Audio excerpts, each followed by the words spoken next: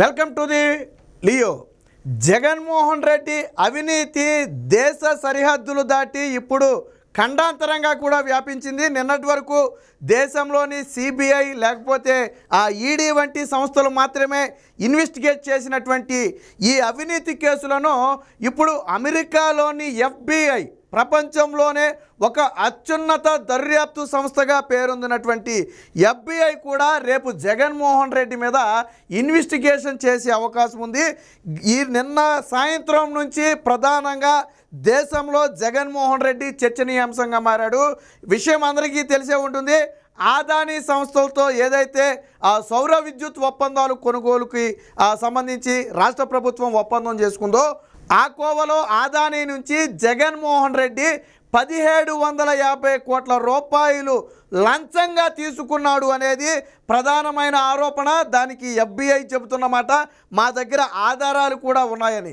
మొత్తంగా దేశంలోని 5 రాష్ట్రాలకు 2029 కోట్ల రూపాయలు లంచాలు ఇస్తే ఒక్క ఆంధ్రప్రదేశ్కు మాత్రమే 1750 కోట్లు లంచాలు ఇచ్చారు. అందులో FBI చాలా స్పష్టంగా చెప్పింది ఏమని, జగన్మోహన్ రెడ్డిని ఆదాని కలిసిన తరువాతే ఈ లంచాల ఒప్పందం జరిగింది.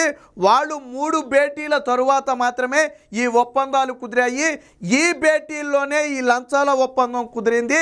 డైరెక్టుగానే నాడు 2021 నుంచి 24 మధ్యలో ఏదైతే ముఖ్యమంత్రిగా జగన్మోహన్ రెడ్డి ఉన్నాడో వాళ్ళేం మొహమాట పడలా, నాటి సీఎం జగన్మోహన్ రెడ్డి అని చెప్పి చాలా స్పష్టంగా రాశారు. అందులో కొన్ని సంస్థలు ఏంటంటే దేశంలోని ప్రముఖ వ్యక్తి అని రాస్తాయి, కానీ నిన్న అక్కడ సెక్యూరిటీ అండ్ ఎక్స్చేంజ్ బోర్డు ఏదైతే ఉందో దానికి సంబంధించి వాళ్ళు చాలా స్పష్టంగా రాశారు జగన్మోహన్ రెడ్డి పేరును.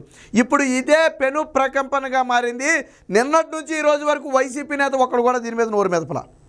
ఒకరు కూడా నోరు మెదిపి ఇదిగో జరిగింది ఇది వాళ్ళు చెప్పేది అవాస్తవం అని చెప్పే ప్రయత్నం కూడా చేయలే. అదే టీడీపీ జనసేన ఆరోపణ చేస్తే అబ్బాయి తూర్చేది అంతా అబద్ధం, అసలు మేము రూపాయి తీసుకోలేదని చెప్పేవాళ్ళు. అంటే జగన్మోహన్ రెడ్డి అవినీతి పరుడు కాదు, జగన్మోహన్ రెడ్డి లంచాలు తినే వ్యక్తి కాదు అని ఇంకా ఎవరికైనా అనుమానం ఉండుంటే దీంతోనైనా పటాపంచలు అవ్వాలి. ఎందుకు రాష్ట్రానికి పరిశ్రమలు రాలేదో ఇప్పటికైనా అర్థం అవ్వాలి. సరే, ఆదాని అంటే తనకు గత్యంతరం లేని పరిస్థితుల్లో ఇచ్చుండొచ్చు సౌర విద్యుత్ ప్రాజెక్టుల కోసం, కానీ మిగిలిన సంస్థలు కూడా ఎందుకు రాలేదు? మన గతంలో నేను అనేక సందర్భాల్లో చెప్పా, ఒక పరిశ్రమ రావాలి అంటే దానికి వెసులుబాటు కల్పించాలి. ఫ్రీ ఆఫ్ కాస్ట్లో ల్యాండ్ ఇవ్వాలి, వాళ్ళకి ఏదన్నా పవర్స్ మీద సబ్సిడీ ఇవ్వాలి, వాటర్ సప్లై చేయాలి, అలాగే స్కిల్డ్ లేబర్ పర్సన్ సప్లై చేయాలి. ఇలాగ అనేక రీజన్స్ ఉంటాయి. కానీ జగన్మోహన్ రెడ్డి దగ్గర ఇవేమి ఉండవు. నీకెంత నాకెంత, నువ్వు పరిశ్రమ 1000 కోట్లు పెట్టి పెడుతున్నావా నాకెంత ఇస్తావు, నువ్వు 10,000 కోట్లు పెట్టి పెడుతున్నావా నాకెంత ఇస్తావు.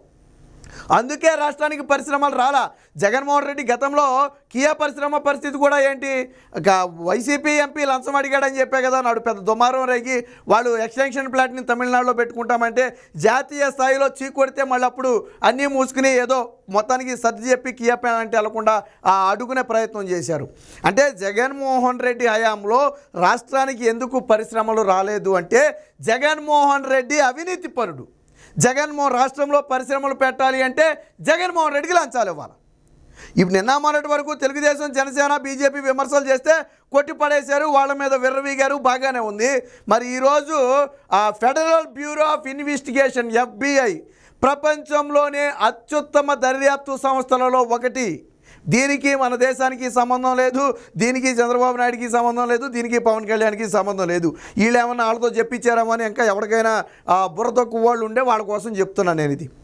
సో FBI చాలా స్పష్టంగా చెప్పింది, ఫెడరల్ బ్యూరో ఆఫ్ ఇన్వెస్టిగేషన్ ఇక్కడ లంచాలు ఇచ్చి వీళ్ళ నుంచి ప్రాజెక్టులు తీసుకుని ఆ విషయాన్ని దాచిపెట్టి ఇతర విదేశీ నిధులను ఆకర్షించే ప్రయత్నం చేశారు. అది కదా కేసు అక్కడ. అలాగే స్టాక్ ఎక్స్చేంజ్లో కూడా దీని లాభాలు ఎందుకు పెరిగాయి అంటే ఈ విషయాలు తెలియక నిన్నటి నుంచి చూడండి స్టాక్ ఎక్స్చేంజ్ మొత్తం కూడా ఆదాని గ్రూప్ అంతా కూడా మొత్తం డమాలు పడిపోయే పరిస్థితి. సో జగన్మోహన్ రెడ్డి అవినీతి అనేది ఇప్పుడు దేశ సరిహద్దులు దాటింది. సో దీనికి సంబంధించిన ఒక వార్త కూడా వచ్చింది చాలా స్పష్టంగా. సో ఇది FBI తన ఛార్జ్షీట్లో ఆల్రెడీ న్యూయార్క్ కోర్టులో కేసు ఫైల్ అయింది. అమెరికాలోని న్యూయార్క్ కోర్టులో దీనికి సంబంధించి ఆల్రెడీ కేసు కూడా ఫైల్ అయింది. సో ఇక్కడ ఒకటి రాశారు చూడండి. In August 2021 Gautam Adani meet personally with the chief minister of Andhra Pradesh about the దీనికి సంబంధించి ఏది పవర్ పర్చేస్ అగ్రిమెంట్కి సంబంధించి. సో 3 సార్లు కలిసిన తరువాత మాత్రమే అగ్రిమెంట్లు కుదిరాయి. అప్పుడు మాత్రమే ఈ ప్రాజెక్టులు ముందుకెళ్ళాయి. అంటే లంచాల ఒప్పందం కోసం 3 సార్లు మీట్ అవ్వాల్సిన పరిస్థితి. 3 సార్లు మీట్లు అయిన తర్వాత వాళ్ళు ఫైనల్గా ఎంత ఒప్పుకున్నారు? 1750 కోట్ల రూపాయలు జగన్మోహన్ రెడ్డి లంచాలు తీసుకోవడానికి ఒప్పుకున్నాడు. మిగిలిన రాష్ట్రాలకు గట్టిగా ఇచ్చింది 250 కోట్లే. జగన్మోహన్ రెడ్డికి 1750 కోట్లు ఇచ్చారు. ఈ విషయం గతంలోనే అనేక ఈ పవర్ పర్చేసెస్ అగ్రిమెంట్ చూసి కొంతమంది షాక్ అయ్యారు. ఎందుకు ఇంత కాస్ట్తో తీసుకుంటున్నారు, ఇంతకంటే చౌకకు వస్తాయి కదా అని చెప్పి. అప్పుడు చాలామందికి అర్థం కాల. అసలు రహస్యం ఏంటంటే 1750 కోట్ల రూపాయలు ముడుపులు తీసుకోవడం. సో దీనికి సంబంధించిన వార్త ఒకటి వచ్చింది, ఒకసారి చూద్దాం.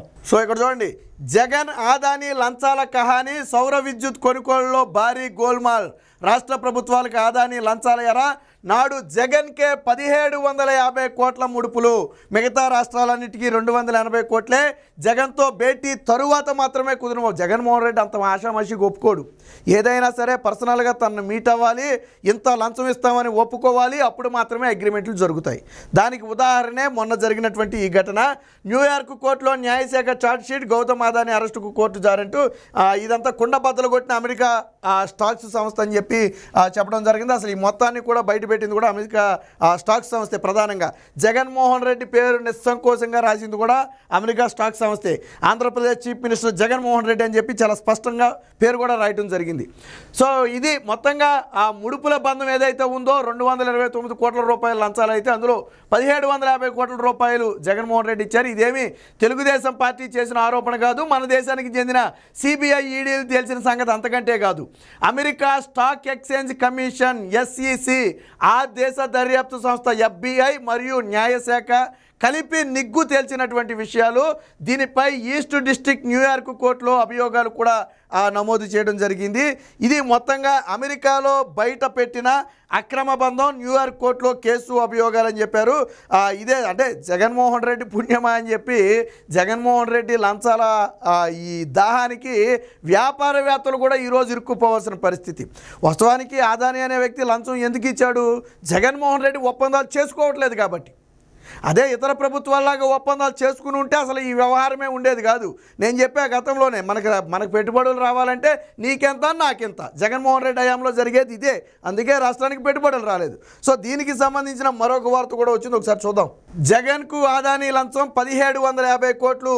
సెకీతో సౌర విద్యుత్ ఒప్పందాలలో ముట్ట చెప్పిన వైనం. జగన్తో గౌతమ్ అదానీ 3 సార్లు భేటీ, ఆ తర్వాతే ఆ ఒప్పందాలు కుదిరాయి. విచారణ జరిపి నిర్ధారించిన FBI అంటే federal bureau of investigation.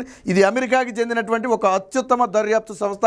Gautam Adani, Sagar అదానీతో పాటు మరొక 8 మంది మీద కేసు. అగ్రరాజ్యం నుంచి ఆంధ్రప్రదేశ్ వరకు పెను ప్రకంపనలు.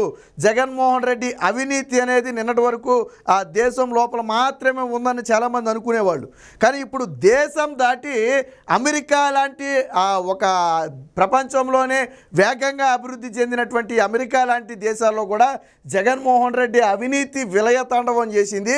జగన్మోహన్ రెడ్డి అవినీతి గురించి ఆ రాష్ట్రాల్లో, ఆ కోర్టుల్లో, అక్కడ సిబిఐ ఛార్జ్షీట్లో, అక్కడ FBI ఛార్జ్షీట్లో కూడా జగన్మోహన్ రెడ్డి పేరును పెట్టారు. అంటే మరి మన జగన్మోహన్ రెడ్డి గారి అవినీతి ఏ స్థాయిలో ఉందో చెప్పడానికి ఇదొక ఉదాహరణ.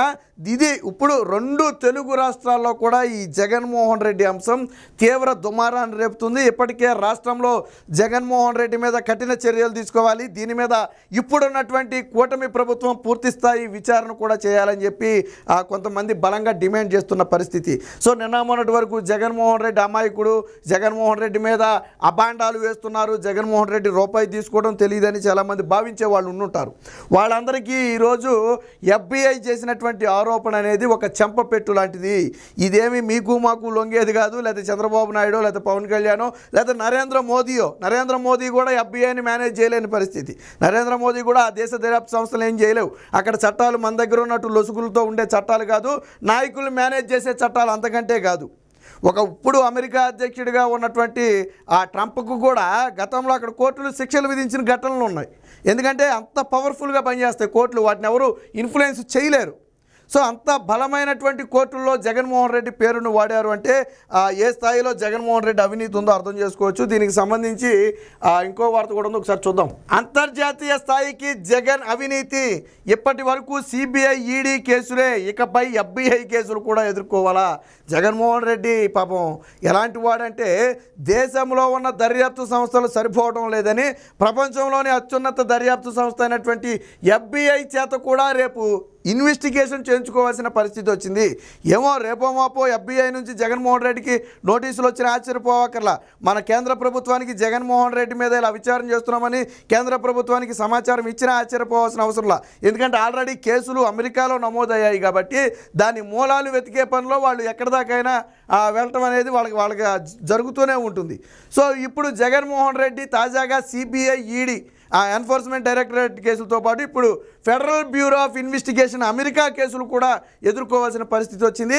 ఈరోజు నిన్నటి నుంచి జగన్మోహన్ రెడ్డి అవినీతి గురించే ఏదైతే లంచాల భాగోతం ఉందో దీని మీదే పూర్తి స్థాయిలో అయితే చర్చ నడుస్తుంది.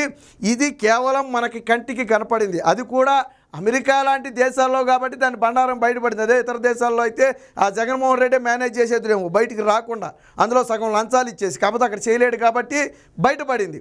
అంటే ఇతర దేశాల్లో కూడా జగన్మోహన్ రెడ్డి అవినీతి గురించి మాట్లాడుకుని ఆయన పేరు ఇతర దేశాల్లో పలికే పరిస్థితి వచ్చిందంటే ఏ స్థాయిలో జగన్మోహన్ రెడ్డి అవినీతి జరిగిందో అర్థం చేసుకోవచ్చు. ఇది బయటకు వచ్చింది మాత్రమే, మరి బయటికి రాని అంత ఉంది. ఇదంటే దేశం దాటింది కాబట్టి దొరికారు. దేశం లోపల చేసినటువంటి అవినీతులు చాలా ఉన్నాయి, దేశం లోపల తీసుకున్నటువంటి లంచాలు చాలా ఉన్నాయి, ముఖ్యంగా మన రాష్ట్రంలో తీసుకున్నటువంటి లంచాలు చాలా ఉన్నాయి. ఇవన్నీ కూడా ఈ కూటమి ప్రభుత్వం ఇన్వెస్టిగేట్ చేసి మొత్తాన్ని ప్రజల ముందు ఉంచాలి. జగన్మోహన్ రెడ్డి నిజరూపం ఏంటో ప్రజలకు తెలియజేస్తే వచ్చే ఎన్నికల్లో జగన్మోహన్ రెడ్డిని ఏం చేయాలో ప్రజలే నిర్ణయిస్తారు. మొత్తంగా జగన్మోహన్ రెడ్డి అవినీతి గురించి ఇప్పుడు ప్రపంచవ్యాప్తంగా చర్చించుకునే స్థాయికి మాత్రం ఎదిగాడు అనేది వాస్తవం.